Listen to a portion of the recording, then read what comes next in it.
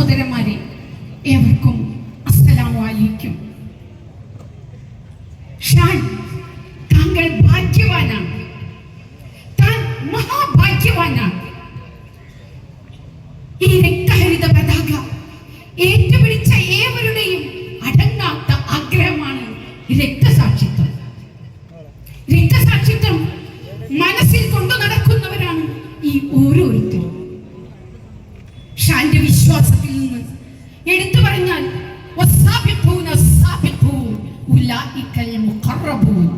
അതെ, എടുത്തുചാട്ടക്കാർ, മുൻകടക്കുന്നവർ, ഞങ്ങൾ എല്ലാവരും കൊതിച്ചു പോയിട്ടുണ്ട്. ഈ അമൂല്യമായ ഈ ആഗ്രഹത്തെ പുൽകുവാൻ, കയ്യെത്തിപ്പിടിക്കുവാൻ ഷാൻ താൻ ഞങ്ങളെയെല്ലാം പിന്നിലാക്കി, താൻ ഞങ്ങളെയെല്ലാം പരാജയപ്പെടുത്തി നിങ്ങൾ മുന്നേറ്റിയിരിക്കുന്നു. താങ്കൾ ദൈവിക സാങ്കല്പം സാമീപ്യം കരസ്ഥമാക്കിയിരിക്കുന്നു. പ്രിയപ്പെട്ട ഷാൻ, താങ്കൾ മഹാഭാഗ്യവാൻ. ഒരു സൃഷ്ടിക്ക് ലഭ്യമാകുന്ന ഏറ്റവും മഹത്തായ അനുഗ്രഹമാണ് താങ്കൾ ലഭിച്ചതെങ്കിൽ ഷാന്റെ കുടുംബത്തോട്, കുടുംബമിത്രാദികളോട് എനിക്ക് പറയപ്പെടാനുള്ളത്, നിങ്ങൾ എത്രയോ ഭാഗ്യവാന്മാർ. സഹോദരി സഹോദരന്മാരെ, ഈ അനുസ്മരണ ചടങ്ങിനെ ധന്യമാക്കുന്നത് എനിക്ക് തോന്നുന്നത് ഇതിലെ ഏറ്റവും പ്രധാനപ്പെട്ടതും ഇവിടെ തിങ്ങി നിറഞ്ഞിരിക്കുന്ന ഈ സഹോദരിമാരാണ്. ഇതിനോടനുബന്ധിച്ച് തന്നെ ഷാന്റെ ഷഹാദത്തിനോടനുബന്ധിച്ച് ഈ ജില്ലയിൽ നിന്ന് നിരപരാധികളായ എത്രയോ പേരെയാണ് തുറുങ്കിലടച്ചിരിക്കുന്നത്. അവരെ ആ തുറുങ്കുകൾക്കൊന്നും ഞങ്ങളുടെ മനോവീര്യത്തെ തകർക്കാൻ സാധിക്കില്ലെന്ന് പറഞ്ഞുകൊണ്ട് ഞങ്ങളുടെ മക്കളുടെ മൂർധാവിലേക്ക് ചുംബനം നൽകി വിട്ടയച്ചവരെ കൊണ്ട്, ആ ഉമ്മമാരെ കൊണ്ട് ഞങ്ങൾ അഭിമാനിക്കുകയാണ്. തീർച്ചയായും പ്രിയപ്പെട്ട സഹോദരിമാരെ, നിങ്ങളാണ് ഈ രാജ്യത്തിന്റെ യഥാർത്ഥ അവകാശികൾ. പ്രിയപ്പെട്ടവരെ, നാം മനസ്സിലാക്കണം, ഇന്ത്യ ചരിത്രത്തിൽ ഇതൊക്കെ തന്നെയായിരുന്നു. ബ്രിട്ടീഷുകാരുടെ ക്രൂരതകൾക്ക് മുൻപിൽ തലകുനിച്ച് നിൽക്കാൻ സമ്മതിക്കാതിരുന്ന വാരിയംകുന്നന്റെ ചരിത്രവും, അതെ, അക്രമികൾ ഇന്ന് RSSകാരാണ് ഇന്ത്യയുടെ ഭരണവും ഇന്ത്യൻ ജനതയെ ആക്രമിക്കുന്നതെങ്കിൽ വർഷങ്ങൾക്ക് മുൻപ് അത് ബ്രിട്ടീഷുകാരും കൊളോണിയൽ സാമ്രാജ്യ ശക്തികളുമായിരുന്നെങ്കിൽ അവരുടെ ക്രൂരമായ അക്രമങ്ങൾക്ക് മുമ്പിൽ നെഞ്ച് കുനിച്ചു നിൽക്കാതെ, തല കുനിച്ച് നിൽക്കാതെ നെഞ്ച് നിവർത്ത വാരിയംകുന്നന്റെ ചരിത്രം ഇന്നും ഈ ചരിത്രത്തിൽ, രക്തസാക്ഷി ചരിത്രത്തിൽ എഴുതി വെക്കുന്നുണ്ടെങ്കിൽ ആ വാരിയംകുന്നനാക്കിയത് അദ്ദേഹത്തിന്റെ മാളുമ്മയായിരുന്നെന്ന സത്യം നാം മറക്കാതിരിക്കേണ്ടതുണ്ട്. പ്രിയപ്പെട്ടവരെ, മഹാത്മാഗാന്ധി, നമ്മുടെ രാഷ്ട്രപിതാവ് മഹാത്മാഗാന്ധി ഒരിക്കൽ സ്വാതന്ത്ര്യ സമരങ്ങൾക്ക് വേണ്ടിയായി ദക്ഷിണേന്ത്യയിലേക്ക്, അതെ, നമ്മുടെ നാട്ടിലേക്ക് വരികയായിരുന്നു. ആ സമയത്ത് മൗലാന മുഹമ്മദ് അലിയെ ബ്രിട്ടീഷുകാർ കയ്യാമം വെക്കുകയുണ്ടായി. ഒരു വേള ഗാന്ധിജി അടക്കം പതറിപ്പോയ സമയത്ത് മൗലാന മുഹമ്മദ് അലിയുടെ ഭാര്യ പത്നി പറയുകയാണ്, എന്തിനാണ് ഗാന്ധിജി പതറിപ്പോകുന്നത്?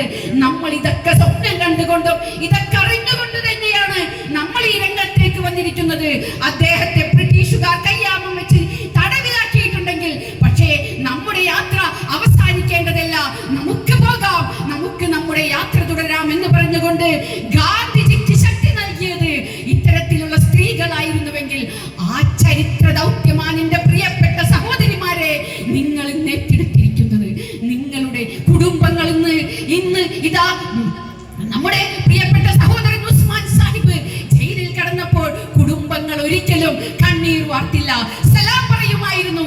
ജയിലറകളിൽ പോയി സലാം പറയുമായിരുന്നെങ്കിൽ, എന്റെ പ്രിയപ്പെട്ട സഹോദരിമാരെ, നിങ്ങളും നിങ്ങളുടെ നെടുവീർപ്പുകൾ അടക്കി പിടിച്ച് ഈ അക്രമികളോട്, ഷാന്റെ രക്തം ഈ മണ്ണിൽ ഇറ്റു വീഴാൻ കാരണക്കാരായ അക്രമികൾക്ക് നേരെ നിങ്ങൾ ഉയർത്തുന്ന ചൂണ്ടുവിരലുകളാണ് ഈ സദസ്സിന് നിങ്ങളുടെ സാന്നിധ്യം. പ്രിയപ്പെട്ടവരെ, നിങ്ങൾ ഉയർത്തുന്ന ഈ മുദ്രാവാക്യങ്ങൾ, നിങ്ങളുടെ ഈ അചഞ്ചലമായ കാൽച്ചുവടുകൾ, ഇത്